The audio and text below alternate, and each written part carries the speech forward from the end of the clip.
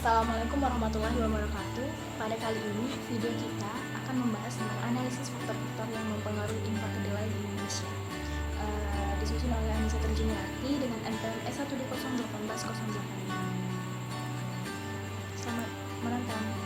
Oke, kita akan masuk ke bab yang pertama, yaitu bab pendahuluan, di mana ada latar belakang. Nah, di sini dijelaskan jika perkembangan luas panen kedelai Indonesia itu dalam periode 2001 sampai dengan 2017 itu berfluktuasi. Nah, namun cenderung meningkat dengan laju peningkatan sebesar 0,62% per tahunnya. Nah, pada tahun 2015 diperkirakan luas panen kedelai meningkat menjadi 4,01%, dengan menjadi 640,35 ribu hektar dari tahun sebelumnya yang sebesar 615,69 ribu hektar. Nah, produksi kedelai di Indonesia pada periode 2001 sampai 2017 itu cenderung meningkat dengan rata-rata pertumbuhan sebesar 2,37% per tahun.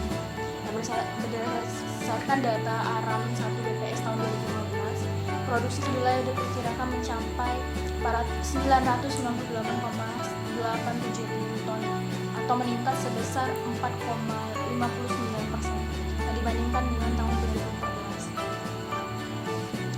Nah, fluktuasi data luas panen dan produksi dari tahun ke tahun selama periode 1980 hingga 2015 ternyata menunjukkan peningkatan produktivitas secara konsisten. Nah, oleh karena itulah kenapa laporan ini atau penelitian ini dilakukan. Adapun rumusan masalah dari praktikum kali ini yaitu yang pertama, bagaimana pengaruh variabel independen terhadap variabel dependen. Yang kedua, apakah terdapat masalah heteroskedastisitas pada model analisis. Kemudian yang ketiga, apakah tujuan masalah autokorelasi pada model analisis. Terus terdapat juga tujuan 1.3, yang tujuan pertama yaitu untuk mengetahui bagaimana pengaruh variabel independen terhadap variabel dependen. Kemudian yang kedua, untuk mengetahui apakah terdapat masalah heteroskedastisitas pada model analisis. Kemudian yang ketiga, untuk mengetahui apakah terdapat masalah autokorelasi pada model analisis tersebut. Bab yang kedua yaitu metode penelitian. Metode penelitian ini dengan jenis data. Nah, data yang digunakan dalam penelitian adalah data sekunder, yaitu data yang dibuat atau dikumpulkan oleh orang lain pada waktu tertentu. Nah, untuk menjelaskan data sekunder umumnya berupa bukti catatan atau laporan historis yang telah tersusun di dalam arsip atau data dokumenter. Nah, yang dipublikasikan dan yang tidak dipublikasikan. Data yang digunakan dalam penelitian ini terdiri dari impor kedelai sebagai variabel dependen, sedangkan variabel independen meliputi pendapatan penduduk, nilai tukar, kemudian harga kedelai nasional dan juga konsumsi kedelai nasional pada tahun 2001 sampai dengan 2017. Kita masuk ke bab yang ketiga yaitu isi dan pembahasan.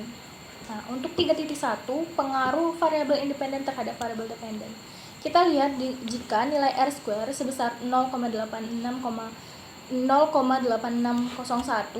Nah, di sini dari hasil R² yang diperoleh menunjukkan bahwa semua variabel independen yang digunakan secara bersama-sama berpengaruh dengan nilai R² sebesar 86,81%. Nah, yang selanjutnya kita lanjut untuk melihat pengaruh masing-masing variabel digunakan ketentuan. Nah, jika V-value kurang dari 0,05, tolak H0, terima H1, yang artinya berpengaruh. Sedangkan jika P-value lebih dari 0,05, maka terima H0, tolak H1, yang artinya tidak berpengaruh. Selanjutnya kita lihat nilai P-value dari masing-masing variabel. Nah, saat melihat hasil tersebut, bisa kita ketahui bahwa semua variabel independen ternyata berpengaruh terhadap variabel dependen ataupun berpengaruh terhadap peningkatan impor kedelai di Indonesia. Kemudian kita lanjut ke 3.2. Nah, di sini ada uji masalah heteroskedastisitas pada model analisis. Diketahui jika heteroskedastisitas merupakan masalah yang terjadi karena sebaran varian dari kesalahan pengganggunya yang sama. Nah, ketentuannya sendiri yaitu jika p-value kurang dari 0,05 maka tolak H0 terima H1, berarti tidak ada masalah. Kemudian jika p-value lebih dari 0,05 maka terima H0 tolak H1, yang artinya ada masalah. Nah, untuk hasilnya sendiri kita lihat nilai p-value yang ada di dalam tabel.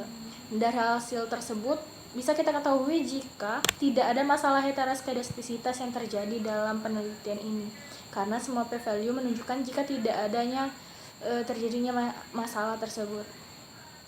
Nah, untuk solusinya sendiri dengan ketentuan yang sama, karena tidak terjadi heteroskedastisitas, maka dari hasil yang tersebut tidak ada yang namanya solusi yang dapat diberikan, karena tidak adanya terjadi masalah heteroskedastisitas. Untuk autokorelasi, ketentuannya dengan penelitian ini, jika nilai Durbin-Weston kurang dari 2, maka tidak terjadi autokorelasi pada model.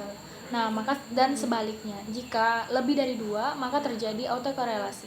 Dilihat dari nilai Durbin-Weston yang ada di dalam kolom, nilainya sebesar 2,0333, yang artinya lebih besar daripada 2. Nah, berarti terjadilah autokorelasi pada penelitian ini.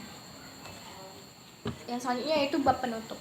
Dengan kesimpulan, dari hasil yang kita telah lakukan tadi, dapat disimpulkan jika semua variabel independen yang digunakan secara bersama-sama berpengaruh dengan nilai R-square-nya sebesar 86,81%. Nah, yang ini berarti setiap variabel berpengaruh terhadap impor kedelai di Indonesia setiap tahunnya. Kemudian, yang kedua itu tidak terjadi heteroskedastisitas. Yang ketiga itu terjadinya autokorelasi di dalam penelitian itu. Mungkin itu saja yang dapat saya jelaskan dalam laporan praktikum kali ini. Saya ucapkan terima kasih. Wassalamualaikum warahmatullahi wabarakatuh.